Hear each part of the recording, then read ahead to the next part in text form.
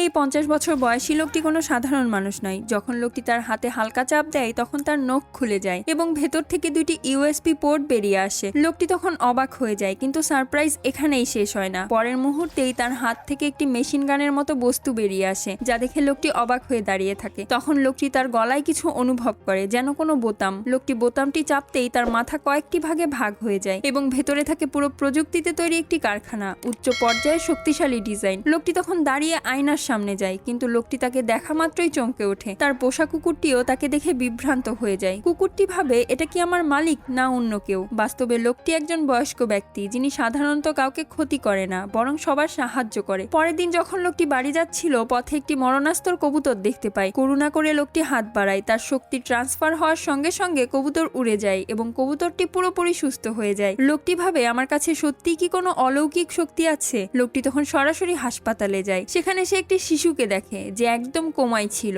লোকটি তখন ধীরে ধীরে তার হাত সেই শিশুর গালের ওপর রাখে, আর মাত্র কয়েক সেকেন্ডের মধ্যেই শিশুটি উঠে বসে এবং শিশুটি পুরোপুরি সুস্থ হয়ে যায়। পরের পার্টটি দেখার জন্য প্লিজ সাবস্ক্রাইব।